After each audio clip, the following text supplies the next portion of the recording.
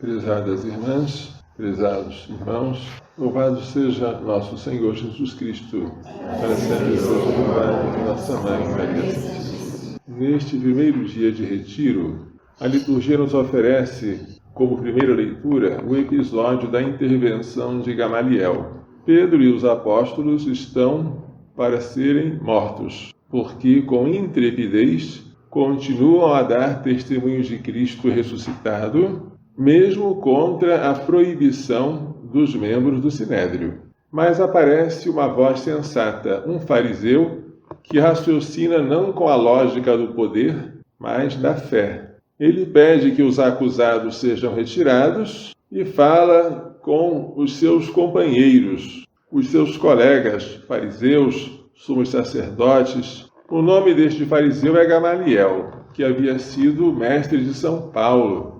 Homens de Israel, dou-vos um conselho. Não vos inquieteis com estes homens, estes seguidores de Jesus de Nazaré, que dizem que ele está vivo, porque se a obra deles vem dos homens, vai desaparecer por si só, como desapareceu a obra de Teudas e Judas, o Galileu, autores de duas insurreições populares que desapareceram.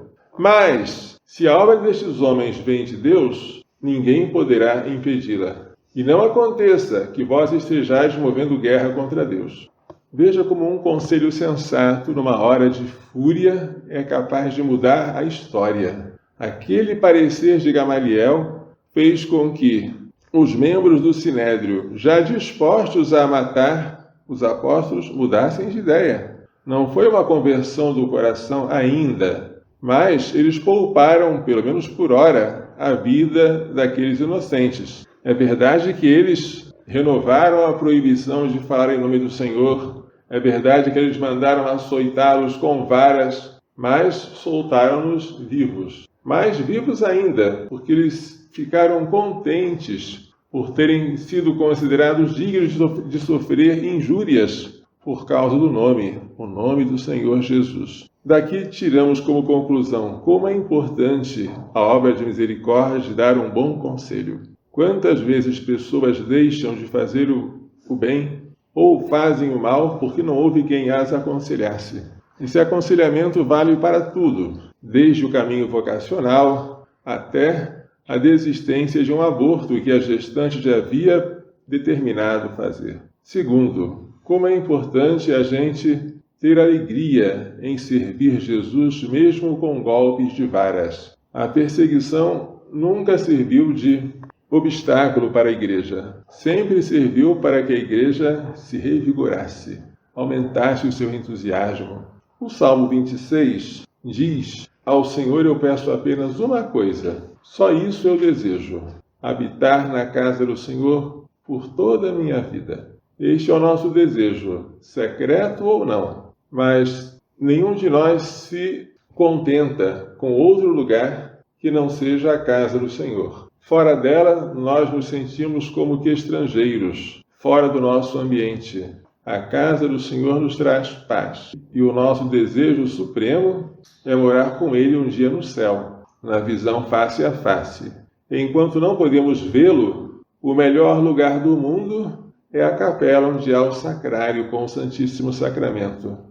O Evangelho traz hoje o episódio da multiplicação dos pães, narrada por São João. Estava próxima a Páscoa, a festa dos judeus, e Jesus, com a Eucaristia, vai inaugurar uma nova Páscoa. A multiplicação dos pães será um sinal da Eucaristia futura. Jesus está no deserto, à semelhança dos hebreus que caminhavam pelo deserto. Jesus põe à prova Filipe, assim como Deus pôs à prova o seu povo no deserto. Onde vamos encontrar pão para que essa multidão inteira possa comer? Mas Jesus sabia o que iria fazer. Falou isso para pôr Filipe à prova. Filipe respondeu: nem 200 denários bastariam para que cada um recebesse um pedaço de pão. Um dos discípulos, André, irmão de Simão Pedro, disse: aqui está um menino com 5 pães de cevada e 2 peixes. Mas o que é isto para tanta gente? É pouco, mas não é nada. Como é grande a diferença entre o pouco e o nada. Como Jesus recebeu pouco, mas recebeu tudo, Daquele tudo que era pouco, ele fez muito.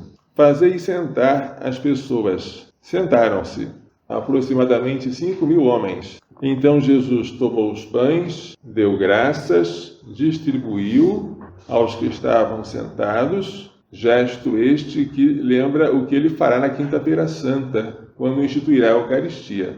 Tanto quanto queriam, saciedade, e fez o mesmo com os peixes. Todos ficaram satisfeitos, e quando terminaram a refeição, Jesus disse: recolhei os pedaços que sobraram, para que nada se perca. Se até para pedaços do pão comum Jesus requer que nós não desperdicemos, imagine o cuidado que devemos ter com o pão eucarístico. Por isso, depois da comunhão, o sacerdote purifica os vasos sagrados, a teca, a patena, a âmbula, para que nada se perca. E recolheram os restos. Os restos foram maiores que o dividendo. Não pode. Numa divisão nós temos o dividendo, o divisor, o quociente e o resto. Mas o resto é o resto. Como podem restar 12 cestos de pães? Um número bem maior do que 5 pães e 2 peixinhos. Foi um milagre.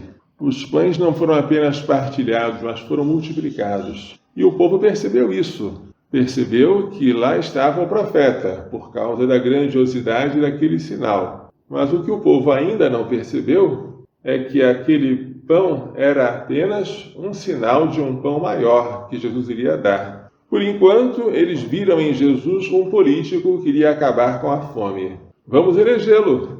Vamos proclamá-lo rei. E assim teremos pão, pão. Nunca mais de nós vai passar fome. São pensamentos ainda bem rasteiros. Por isso Jesus não aceitou. Quando notou que queriam proclamá-lo rei, retirou-se de novo sozinho para o monte. Por que Jesus se retira para o monte? Para orar. Mas ele não é Deus e homem. Ele sente necessidade do retiro e do silêncio para entrar em contato com o Pai. E nessas longas horas de oração, ele nos deu o exemplo. 5 pães e 2 peixinhos é tudo aquilo que nós temos. Devemos entregar tudo ao Senhor. O que não podemos fazer é dizer: Senhor, eu só tenho 5 pães e 2 peixes. O Senhor aceita 3 pães e 1 peixe para que eu fique com um pouquinho reservado para mim? Isso ele não aceita. Também ele não aceitaria: Senhor, isso aqui é tão pouco que não vai servir para nada. Permite que eu não dê nada, então, e que eu fique com esse pouquinho para mim? Isso ele também não aceita. Mas se aquilo que nós dermos a ele, embora pouco, for tudo, aí ele fará conosco maravilhas, como fez com Nossa Senhora, como fez com todos aqueles em que encontrou um coração desapegado de si e disposto a segui-lo. Vamos pedir a Maria Santíssima, ao seu castíssimo esposo São José, que nos faça entender e pôr em prática as lições desta liturgia. Louvado seja nosso Senhor Jesus Cristo. Sempre seja louvado.